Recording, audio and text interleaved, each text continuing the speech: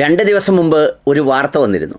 അത് സൗദി രഹസ്യാന്വേഷണ ഏജൻസിയുടെ മുൻ തലവനും അമേരിക്കയിലെ സൗദി മുൻ അംബാസിഡറുമായ തുർക്കി അൽ ഫൈസൽ രാജകുമാരൻ അദ്ദേഹത്തിൻ്റേതാണ്, രാജകുടുംബാംഗത്തിൻ്റേതാണ്. അദ്ദേഹം പറഞ്ഞ വാചകം ഇങ്ങനെയായിരുന്നു: ഇതൊരു നീതിയുള്ള ലോകമായിരുന്നെങ്കിൽ അമേരിക്കയുടെ ബോംബർ വിമാനങ്ങൾ, ഈ ലോകത്തിന് ആണവായുധങ്ങൾ ഒരു വലിയ ഭീഷണിയാണ്, അത് നിരായുധീകരിക്കുന്നതിനാണ്, ഉന്മൂലനം ചെയ്യുന്നതിനാണ്, ഇല്ലാതാക്കുന്നതിനാണെങ്കിൽ തീർച്ചയായും അത് ആക്രമിക്കേണ്ടിയിരുന്നത് ഇസ്രയേലിൻ്റെ ആണവായുധ കേന്ദ്രങ്ങളെയാണ് അമേരിക്ക ആക്രമിക്കേണ്ടിയിരുന്നത് എന്നാണ് അദ്ദേഹം പറഞ്ഞത്. നീതിയുള്ള ലോകമാണെങ്കിൽ എന്ന് പറഞ്ഞാൽ യാതൊരു കണക്കുമില്ലാതെ യാതൊരു തരത്തിലുള്ള അണുവായുധ നിർവ്യാപന കരാറുകളോ നിയന്ത്രണ കരാറുകളിലോ ഒന്നും ഒപ്പിടാതെ എത്രയുണ്ട് കണക്ക് പോലുമെന്നറിയാതെ ഇത് ശേഖരിച്ചു വച്ചിരിക്കുന്ന ഇടമായി ഈ പറയുന്ന ഇസ്രയേലിനെ വീക്ഷിച്ചുകൊണ്ടാണ് അദ്ദേഹം ഇങ്ങനെ പറഞ്ഞത്. കാരണം ഇറാൻ സമ്പുഷ്ടീകരണം നടത്തുമ്പോഴൊക്കെ ഈ അണുവായുധ നിയന്ത്രണ ഏജൻസിയുടെ എല്ലാവിധമായ നിയന്ത്രണങ്ങളും പരിശോധനകളും ഒക്കെ നടക്കുന്നുണ്ടെങ്കിലും ഇസ്രയേലിൽ ഇതൊന്നും അവരനുവദിക്കാറുമില്ല, ചെയ്യാറുമില്ല. അപ്പോൾ ഇത് പറഞ്ഞപ്പോൾ അതിൻ്റെ പിന്നാലെ ഒരു ചരിത്രത്തിലേക്ക് അല്പം സഞ്ചരിക്കണമെന്ന് തോന്നി. ആ ചരിത്രം വേറൊന്നുമല്ല, 1963 നവംബർ 22 ഡള്ളാസിൽ വെച്ച് ഒരു തുറന്ന വാഹനത്തിൽ യാത്ര ചെയ്തുകൊണ്ടിരിക്കെ ജോൺ എഫ് കെന്നഡി എന്ന 47 വയസ്സുകാരനായ അമേരിക്കയുടെ എക്കാലത്തെയും മികച്ച പ്രസിഡന്റുമാരിൽ ഒരാളായി കണക്കാക്കുന്ന ഒരാൾ വെടിയേറ്റ് മരിച്ചിരുന്നു.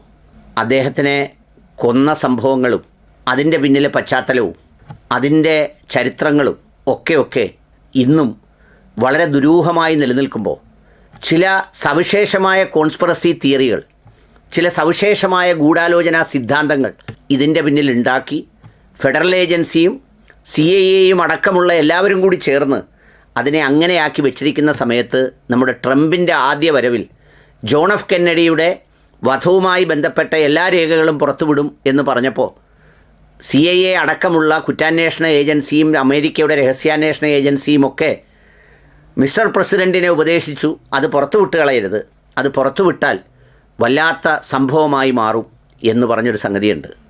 അതിലൊരു കോൺസ്പിറസി തിയറി ഇസ്രയേലിൻ്റെ അണുവായുധ നിർമ്മാണവുമായി ബന്ധപ്പെട്ടാണ്. 1963 ആ സംഭവം.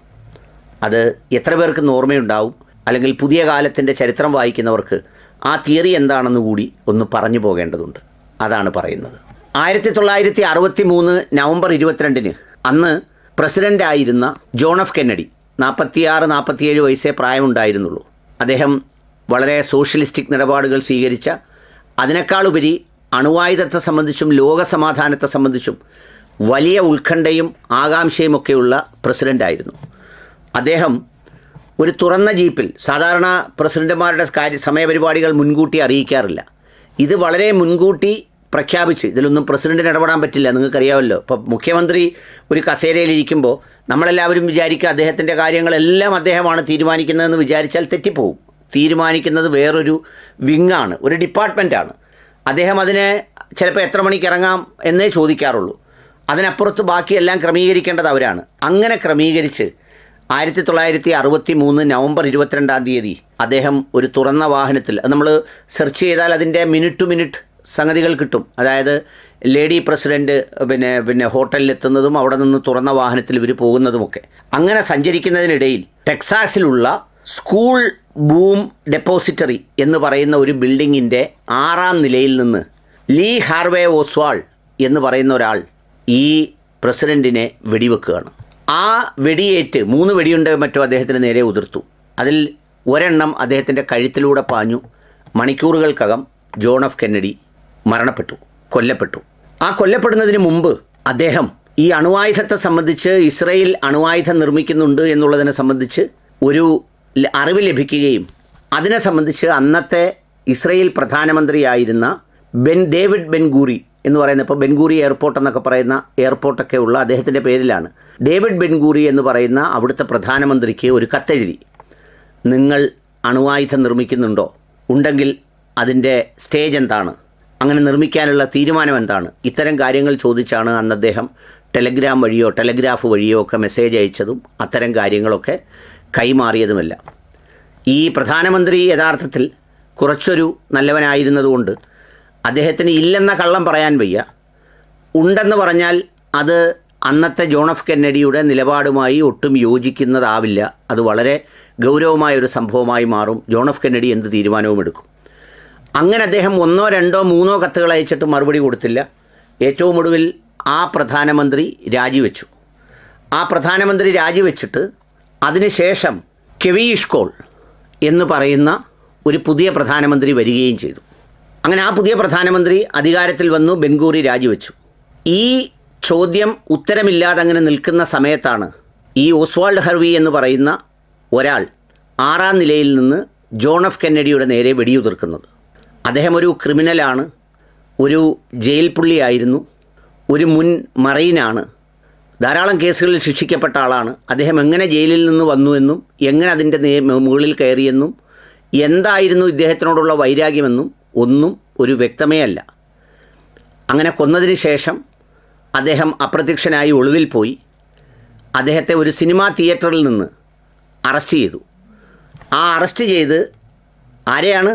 ഒരു രാജ്യത്തിൻ്റെ, അമേരിക്ക പോലൊരു രാജ്യത്തിൻ്റെ 47 വയസ്സുകാരനായ പ്രസിഡൻറ്റിനെ വെടിവെച്ച് കൊന്ന പ്രതിയെ പിടിച്ചുകൊണ്ട് വരുമ്പോൾ ജാക്ക് ലിയോൺ റൂബി എന്ന് പറയുന്ന ഒരു നൈറ്റ് ക്ലബ് ഓണറാണ് ഈ ഓസ്വാൾഡിനെ വെടിവെച്ച് കൊല്ലുന്നത്.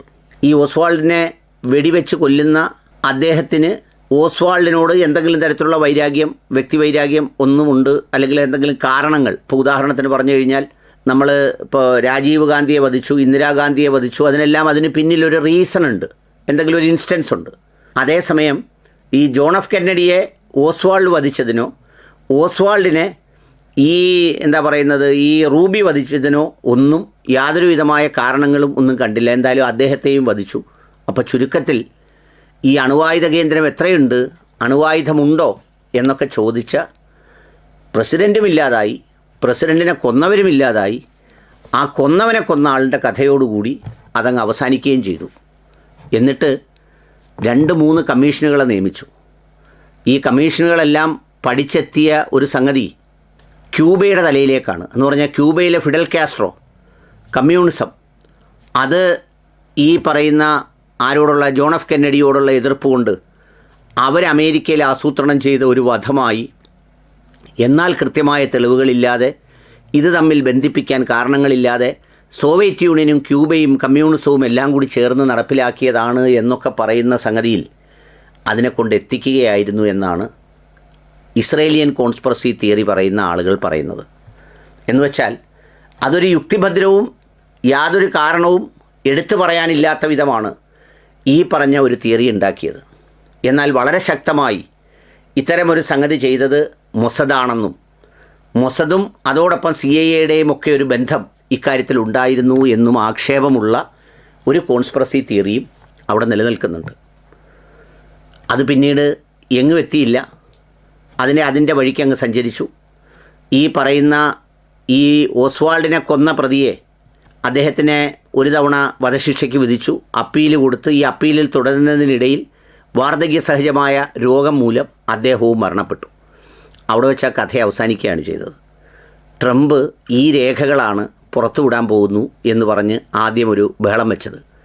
പക്ഷേ അത് പുറത്തുവിടാൻ ഒടുവിൽ അവിടുത്തെ ഫെഡറൽ ഏജൻസിയും കുറ്റാന്വേഷണ ഏജൻസിയും ഒന്നും സമ്മതിച്ചില്ല. യഥാർത്ഥത്തിൽ അന്ന് മുതൽ ഇങ്ങോട്ട്, ഈ ജോൺ എഫ് കെന്നഡിയുടെ വധം മുതൽ ഇങ്ങോട്ട് ഉള്ള ചരിത്രമെടുത്ത് നോക്കിയാൽ അമേരിക്കയുടെ ഫോറിൻ പോളിസി പലപ്പോഴും എപ്പോഴും ഇസ്രയേൽ സ്വാധീനിക്കപ്പെടുന്ന നിലയിലാണുള്ളത്.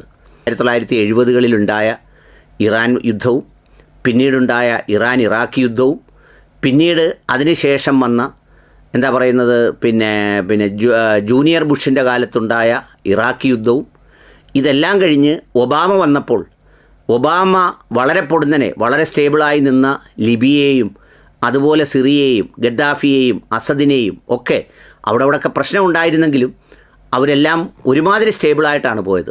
അതെല്ലാം എടുത്ത് ദൂരേക്ക് എറിഞ്ഞതും ഒക്കെ തന്നെ ഈ പറഞ്ഞ ഒരു സംഗതിയുടെ ഭാഗമായിട്ടാണ്. ഇന്ന് ഇറാനെ ആക്രമിക്കുന്ന അല്ലെങ്കിൽ പശ്ചിമേഷ്യയിലെ നയങ്ങളൊക്കെയും രൂപപ്പെടുത്തുമ്പോൾ ഈ ജോൺ എഫ് കെന്നഡിയുടെ കാലം മുതൽ ഇങ്ങോട്ട് തുടങ്ങിയ ഒരു സ്വാധീനത്തിൻ്റെ ലാഞ്ചന അല്ലെങ്കിൽ ഒരു സ്വാധീനത്തിൻ്റെ നേർബന്ധം ഇക്കാര്യത്തിലുണ്ട് എന്നുള്ളതാണ് ചരിത്രം വായിക്കുമ്പോൾ മനസ്സിലാവുന്നത്. കോൺസ്പിറസി തിയറികൾ അവിടെ തന്നെയുണ്ട്. ആർക്കും നെറ്റിൽ പരിശോധിച്ചാൽ ഈ ഡിഫറൻ്റ് ആയിട്ടുള്ള കോൺസ്പിറസി തിയറികളെല്ലാം തന്നെ കിട്ടും. നിങ്ങൾ ആലോചിച്ച് നോക്കണം, അമേരിക്കയെപ്പോലെ ഏറ്റവും ഉന്നതമായ ഒരു രാജ്യത്തിൻ്റെ കുറ്റാന്വേഷണ ഏജൻസിക്ക് തെളിയിക്കാൻ കഴിയാതെ പോയി എന്ന് പറയപ്പെടുന്ന ഒരു സംഗതിയുടെ ഒരു അവസ്ഥയെക്കുറിച്ച് ഒന്ന് ചിന്തിക്കേണ്ടത് ആവശ്യമാണ്. അവിടെയാണ് ഈ സൗദിയുടെ മുൻ രഹസ്യാന്വേഷണ മേധാവി പറഞ്ഞ ആ തലക്കെട്ടിന് ഒരു പ്രാധാന്യം വരുന്നത്.